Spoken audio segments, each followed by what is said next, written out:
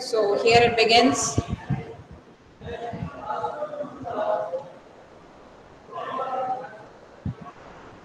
Less number of kids are there. I don't know why.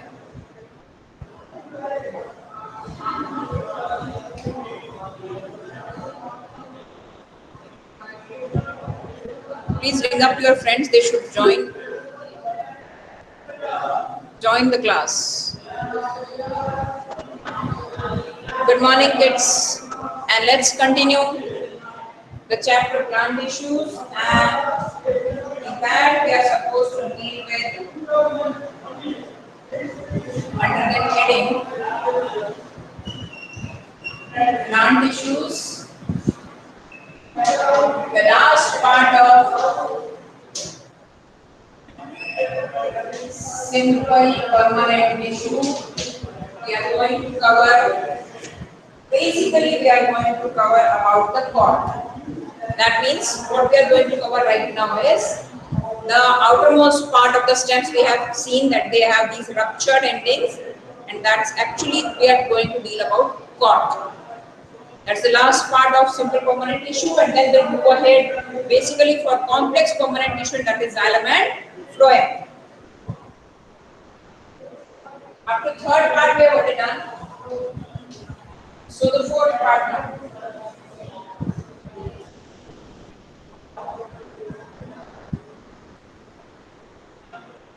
We are going to read about cord. Outer protective tissue.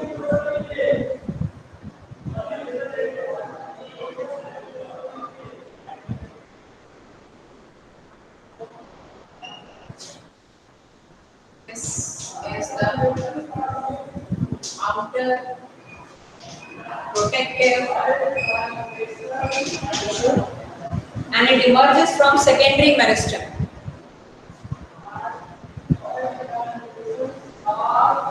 A strip of secondary meristem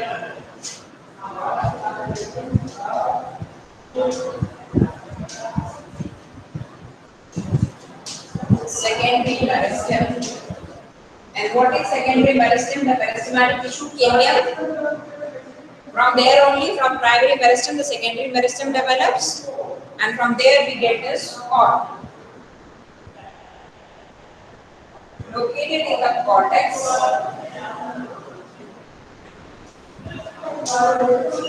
Located in the cortex. Located in the cortex.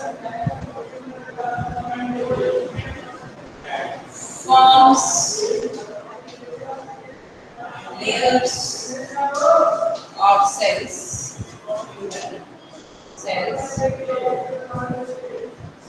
Called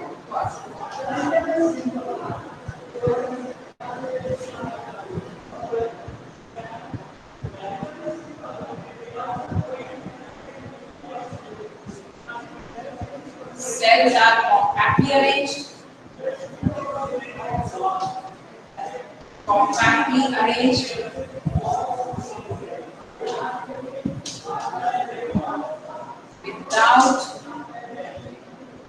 Without intercellular spaces. There are no spaces, and moreover it has a thickening of suberin, which makes it impervious to water. Protection basically again. Compactly arranged.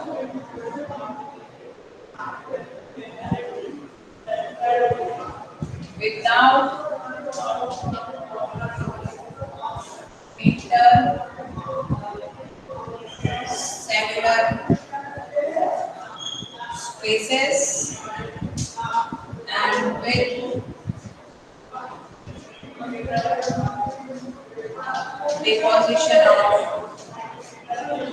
suberin.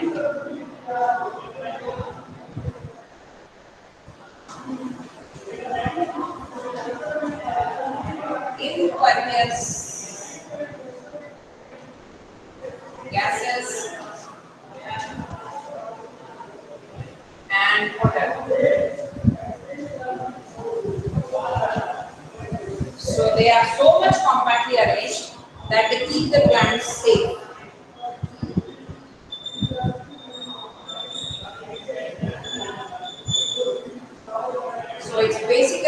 main function you can say that it is the outer protective tissue. And where it emerges from? It emerges from secondary meristem in the cortex cells. Now, where are these cortex cells? For that, we may refer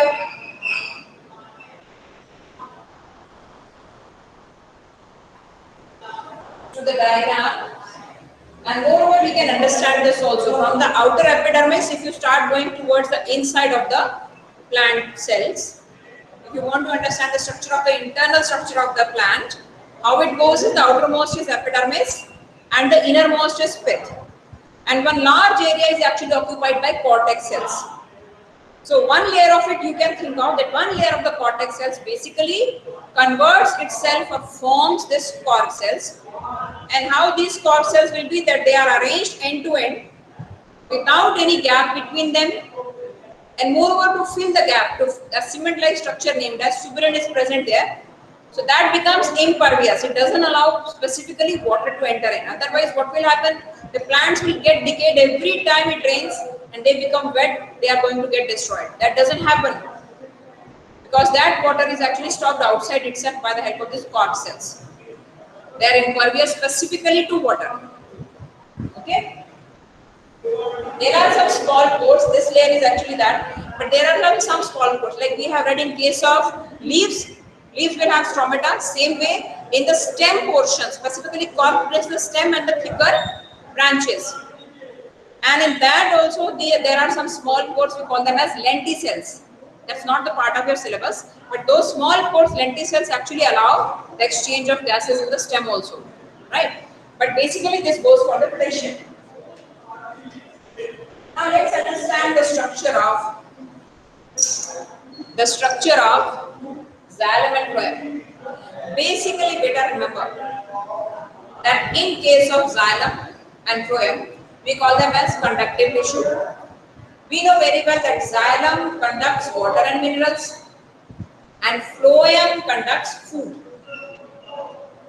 If a particular cell has to conduct water, dissolved minerals, and specifically if you stick to water term only, it has dissolved minerals in it. If water has to climb up from base of the tree, root of the tree to the top, if water has to climb up, then definitely it has to go against gravity, and that is a tough job. And how it goes in a plant? We can compare this by holding a small pipe in our hands. One end of the pipe in the tub containing some amount of water in it, and if we just keep that particular pipe in our mouth and suck water out of it and leave it like that, what happens? We can see that the water from the down below start reaching and moving out against gravity. We call, in general terms in English, we call it as suction. So once this suction is done, this suction pull basically brings the water up. In case of plants also, same suction pull works during the day. What is this suction pull? This suction pull is actually the transpiration pull. As we have covered yesterday, that in case of stromata, I am going to now rub the board, and those who have not written, please take a screenshot of it. Please take a screenshot of whatever is written on the board. I am giving you 2 minutes for that. And now I am going to rub it off to make you understand about the complex permanent tissue, that is xylem and phloem.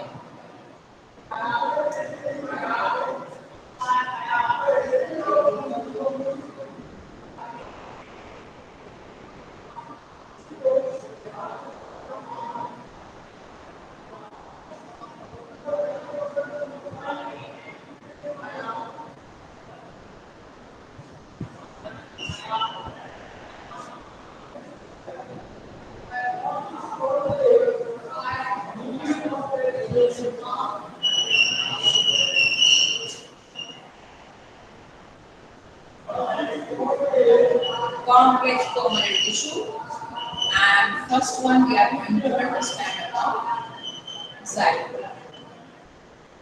And in that we were understanding how the water moves up against gravity. Remember, during daytime it is the transpiration pull that pulls it up. At night time the transpiration is too low because there is no sun, no heating of the leaves. As I told you, transpiration we can compare with that of sweating. So if this is the structure of the leaf I am comparing, and these are the xylem vessels. From roots, the water is absorbed, and during the daytime, when the sun is heating it up, the sun heats up the leaves. The leaves are going to take water from the neighboring cells. The neighboring cells will absorb from their neighboring. They will suck it from their neighboring, and in turn they will keep sucking from down below. So basically, because transpiration is taking place here, and the water is lost out, the leaf is going to, in a way you can say, absorb or suck water from xylem. Xylem cells in turn are going to absorb or suck from the down below. So therefore, this way of suction up is actually known as transpiration pull. During the daytime, with the help of transpiration pull, the water reaches up. At night time when transpiration pull is not working, remember kids, transpiration pull is the best method, best way of pulling up the water. But if we are discussing about night time, when this root pressure comes into role, root pressure, that means the cells of the root, they apply the pressure and they actually push the water up. And this happens at night. That time transpiration pull is not working. So if I say that in 24 hours, some amount of water is pulled up by the plant, then 90% has been pulled up with the help of transpiration pull during the daytime itself. Root pressure is not that effective. This is one. Remember, xylem always has to transport the water from down below to vertically high against gravity. The work is difficult in case of xylem. Phloem has to transport the food that has been made in the leaves, transverse and along the gravity down below. So the work is much more easier in case of phloem. One more thing. There are four components. Four components in case of xylem and four components in case of phloem. Learn them by heart. Xylem has the leaves and vessels. And second, we are studying about phloem. Phloem, sieve tubes. Sieve tube members, we can say sieve plate, sieve tube and sieve plate all together, churning, sieve. Those tubes are there, that name we provide in case of phloem. Rest of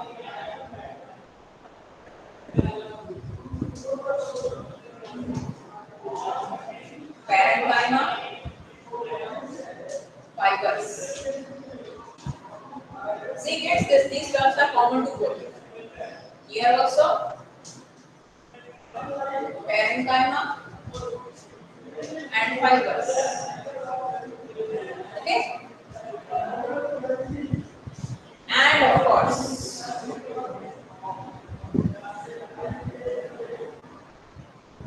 it has companion cells.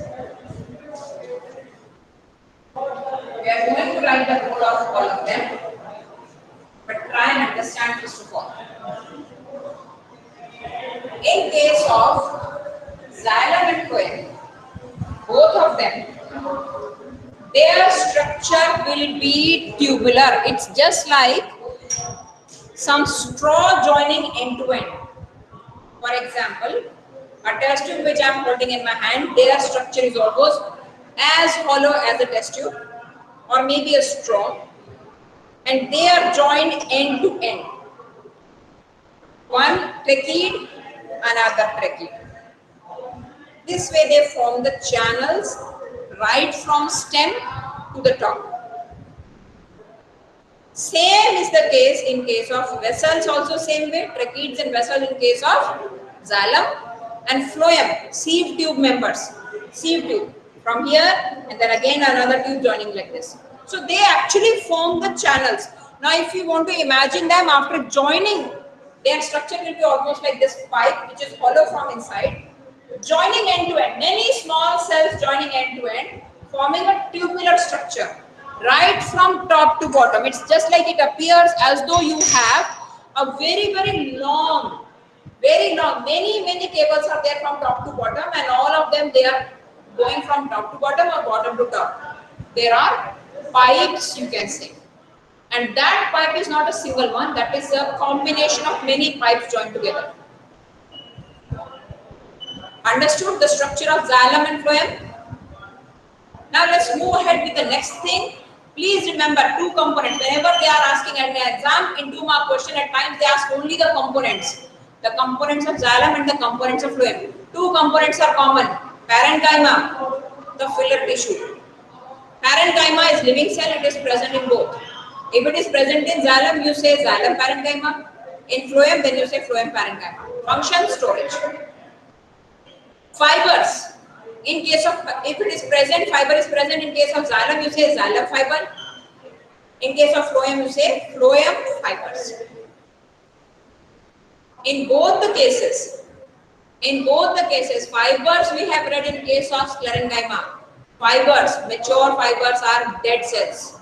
Be it anywhere fibers are present, they are dead cells. So that means about these two we know now. Parenchyma fibers is very clear.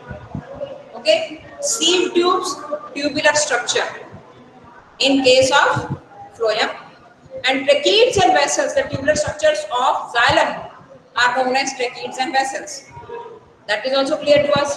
Now what we are left with? Companion cells. Remember, phloem cells do not have their own nucleus. They don't have their own nucleus. Then their friend's nucleus, their companion cells nucleus actually combine the effort and it helps the phloem cell to work. Remember, for each and every, like we have covered in lesson number 5, each and every cell performs the function with the help of nucleus only. And here we do not have a nucleus in case of mature phloem cells. So who will help? Companion cells nucleus is going to help. And how it has been drawn in our book? It is given the diagram number D, and in short I'll just draw first of all. See, this is the way it works. If this is the sieve tube and this is the sieve plate, end of it, and this is actually the flow, the streaming they had shown. Next to this will be present the companion cells, and their nucleus actually helps and command the functioning of the phloem tissue, that is sieve tube. See, this diagram I am expecting you to have a look in your textbook. Let me share that diagram with you, and this is the diagram which we are supposed to focus on. Section of phloem, the D diagram, the green colored diagram. Diagram number 6.7 D.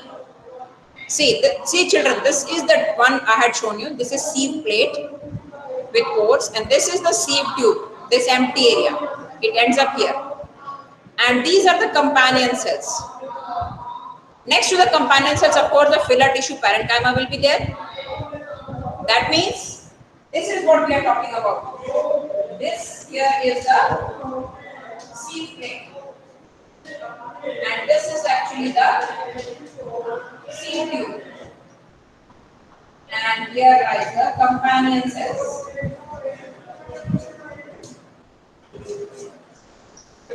Companion cells. Okay, the nucleus of which basically commands and does the work for phloem tissue, and that is sieve tube. This whole tube, the whole length I'm talking about, this whole tube, the functioning of it. In the middle of it, they had shown this dotted. This is actually the streaming of the food going from one end to the next. Now let's start writing a bit about it. We are going to now write for xylem as well as for phloem certain things very important which have been asked for this category. To begin with, for xylem,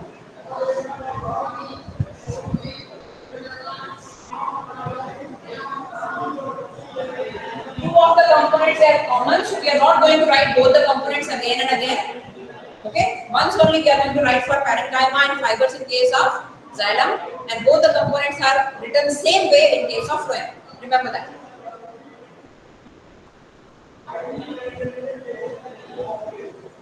Tracheids and vessels, first of all, about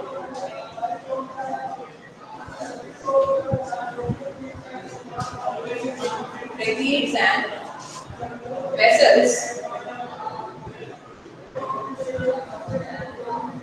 have thick walls and dead when mature.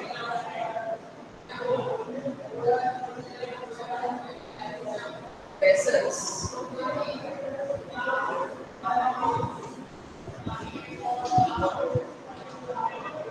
thick walls, tubular structure,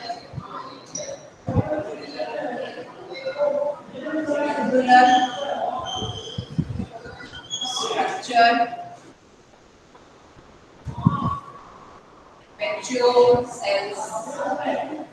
Okay. So once they take the function of transporting water, they are next to dead only. This is one major difference between xylem and phloem. Xylem, you can say xylem complete dead tissue accepted. Parenchyma ko chhod ke all are dead. Phloem, all are alive cells. Sieve, companion, parenchyma, alive. Only dead one is fiber.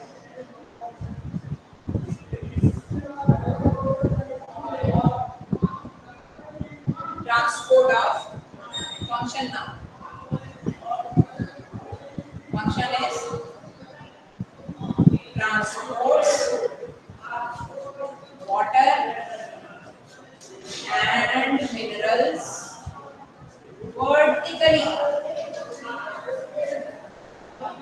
vertically against gravity, of course.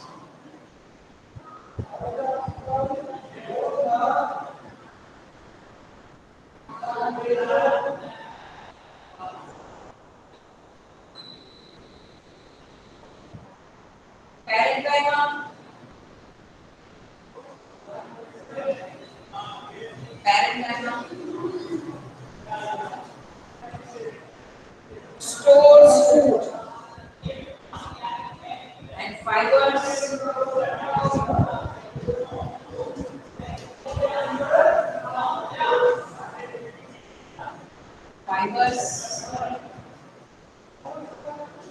supportive in nature.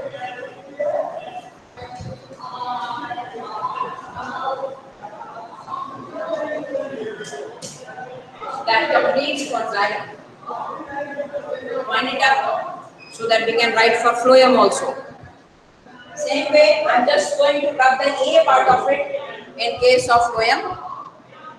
And in phloem, I am going to write the first part, wherein the A part says tracheids and vessels. Beyond that, I am going to mention, I am going to write there for sieve tube and companion cells. And rest of parenchyma and fibers remain same.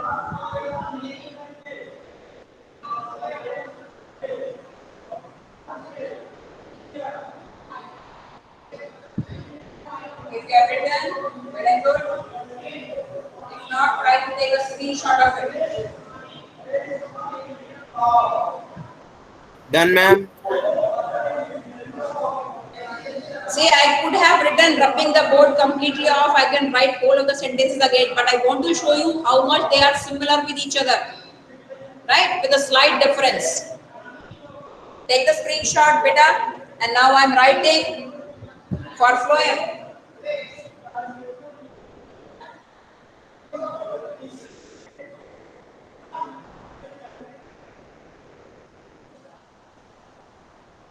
See, parenchyma and fibers will get there.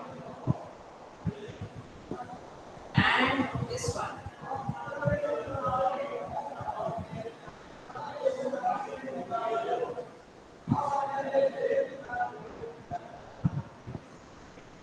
Next all remains same. At times they ask us the difference also. So if we write the notes in this way, we are able to write the other answers also. So now we are going to write for second one. Second one, and that is phloem. And phloem will have of course seed cells, seed tubes,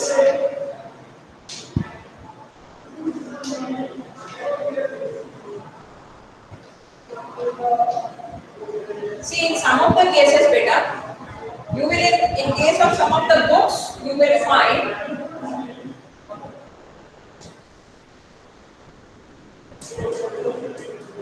sieve tube members, they write it as sieve tube members. Okay, we have segregated them as seed cells, seed tube. I'm going to write this again. Parenchyma and fibers. Seed tube, companion cell is an addition here. Companion cells, parenchyma and fibers,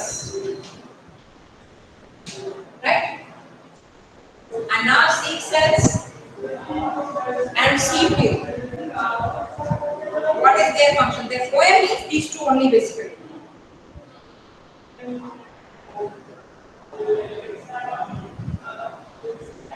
So they are basically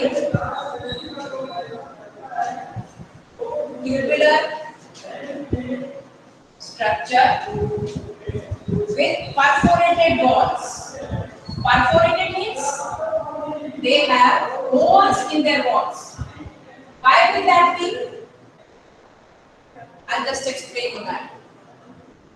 Perforated walls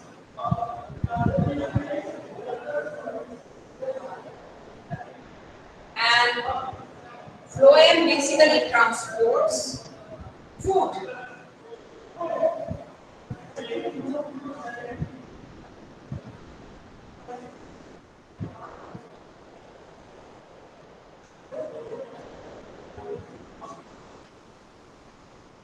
Now, except for fibers, that is the C part, which is dead in nature. A and B, they are alike. Okay? And yeah, of course, we can write the functions of companion cells. Helps in the functioning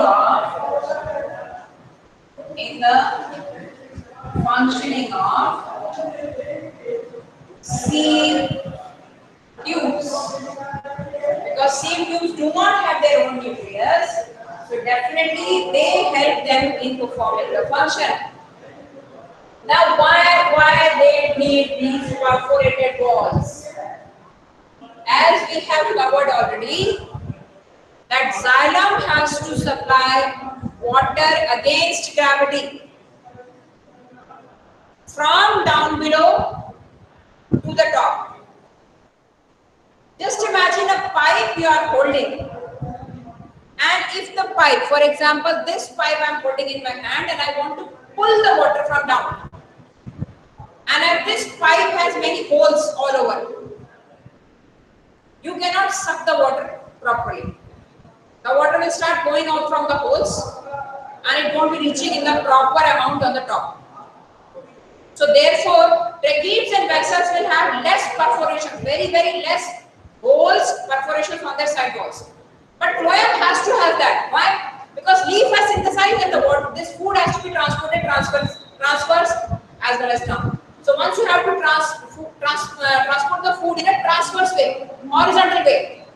we need to have perforations all around, wherein the food can be given to the side cells also. So perforations are there. They are also tubular in structure. Perforations are there. They are live cells. And of course, xylem cells are dead cells. See, just the opposite beta ध्यान रखिए. Phloem, all cells are alive except fiber.